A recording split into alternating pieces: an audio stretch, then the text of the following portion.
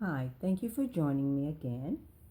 Today, what I would like to discuss is a few more tools that you will find very helpful, but they may not necessarily fit into your toolbox.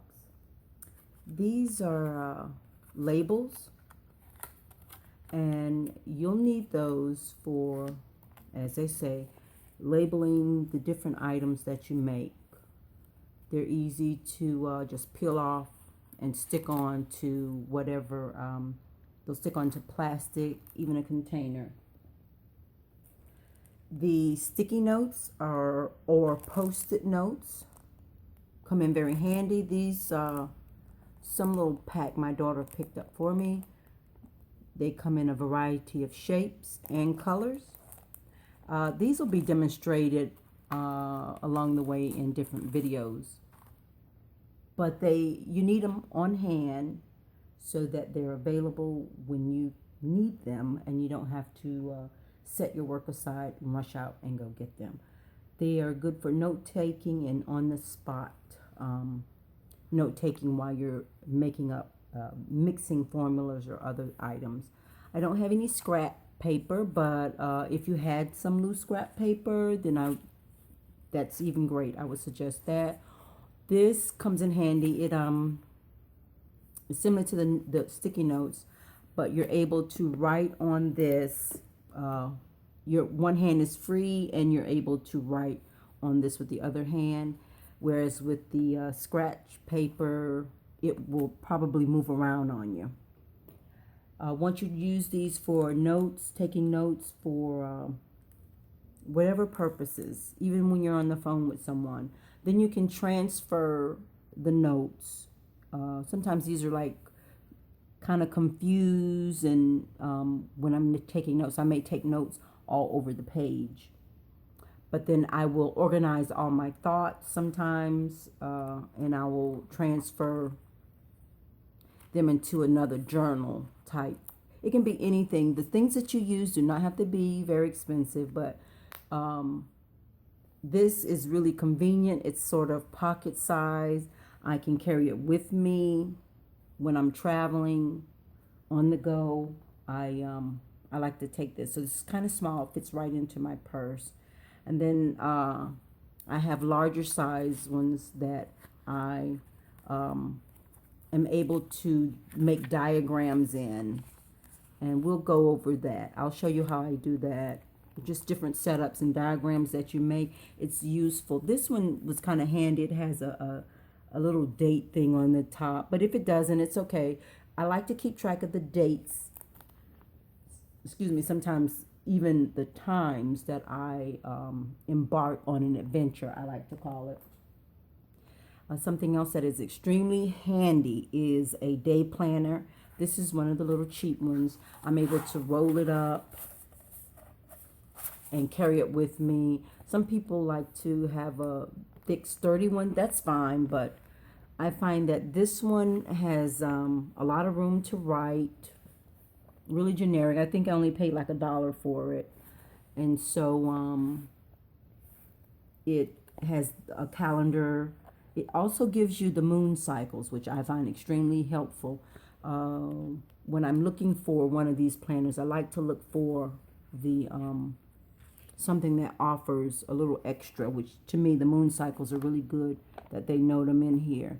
They also have the holidays and stuff that they have in here, but this one goes up to 2016. It works. It even has like a little margin area on the side where you can also write addresses and phone numbers if you need to keep them in there. I like to keep my addresses and phone numbers in a separate book because this is 2015. When 2015 is over, I generally pull out whatever information I feel is valuable and I file it. I don't discard it. I just file it away. You will also find that these colored paper clips are extremely, extremely helpful. Sometimes I like that they're colored because you can use them. I can mark in different spots. Red is hot. That's my hot color. green is go. I need to be working here. And so, as you can see, I have quite a few different colors in here. You can also paper clip, like I had some index cards handy and some scratch paper. And so that's what I did. Everything goes back into here. And when I have a chance, I'll transfer the information off of them into the journal itself or the workbook. So you need some of these paper clips. Some people use tape, but I prefer paper clips because I can kind of move them around. The other thing that is extremely helpful to have are resealable plastic bags. You can use the Ziploc sandwich bags or snack bags. They're just larger than this, and I find I do use those sometimes if I have to seal up a large batch of something. But for the most part, I like using this size. It's really convenient. This is another size that's really smaller. These you can find at the craft stores. And this one has a label on it that you can write on. With these, you can write on them if you have a permanent marker, or you can put a piece of tape on it and write on the tape. These come with the strip already on it. Makes it easy to identify it. Some other things that you would need are containers. You can invest in containers such as these with a lid for when you're making stuff. It's good for, I like the glass containers. If I'm going to store something for a long period of time, the glass tends to hold the essence in there much better than plastics. But then this is a container that had something in it like vitamins or something, and you just clean it out, the label off, and you can reuse this too, as long as it has a cap. I find this is better than the Ziploc bags, but you can use Ziploc bags also. And then you can put one of the labels on here. Then you'll need some bowls, because I work with elemental stuff. Color, size is up to you. Shape also. Get something that resonates with you. It's really handy for if you're going to use water or some type of powder, sands, stuff like that. Another thing is glass. Sometimes I use them. It depends on the setup and the purpose. The size, see, it's a small one. I don't get the really large ones, but some people use the really large wine glasses. It's up to you. And it can be a short glass. It doesn't have to be one with a stem. It can also be one with color. The color glass I would use for specific purposes. But I find the clear ones you can use for almost anything. What a lot of people use, I found this is in like a granite marble type thing, is a pestle and mortar for crushing or pulverizing different items. I use this sometimes. I just, with certain items, certain formulas that I'm making, I may use this. I'm kind of a hands-on. My mom, when she was teaching me, it was always a lot of hands-on. So I tend to put stuff in a bowl and get my hands into it much more so than with this pestle and mortar. But this is good for crushing. This is the old-fashioned way. I saw the wood ones. They do have them in wood.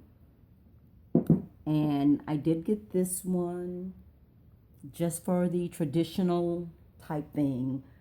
But this is what I really use. If I have to pulverize something, I got one of these electric ones because it's faster. I just, and it has this little button. Once you plug it in, that's the only drawback, okay? You have to plug it in. But I put everything in here, and I just plug it in, and I push down on this button, and it just, there's a blade in here, and it just goes for it. So I use this more than this. If no one's looking, this is my go-to. It will, there's a lot of different brands, and I picked this up for a few dollars, but it just grinds. I've seen some smaller, And I think most people use these for coffee grinding coffee. I'll let you see the inside of it. They use it for, it has that little blade in it.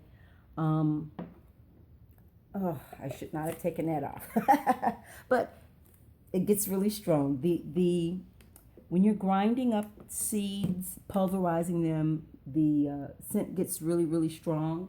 And I really like putting it in there. I use that more so than the mortar and pestle, but then I can transfer everything into the bowl and combine all the different ingredients. This is a small lantern I picked up. I use it, but it's only to house the small candles. You can put them in here and not worry. I wanted to show this because they have these in a lot of different sizes and shapes. And you can use these, put your candles in these and let your candles burn in these. This one has a little door that opens, and you can place a larger size candle in here and burn it without worrying about it falling over, tipping over, and catching a fire. We don't want an accident. So in everything that you do, please be extremely careful and keep safety in mind when you are working with any of these items. The other item, last and definitely not least, because this is a tool that I use all the time, it's a lighter. And the reason why I recommend this type instead of the pocket one is because when you want to reach down into the glass, if you're reusing a candle, this will reach way down into the glass of the candle. Also, this one is a refillable one. Hopefully you can see that in there. It's a little stem, and if you see a lighter that has one of those, you know you can refill it. My daughter, she's very helpful. She picked this up. It's a butane fuel.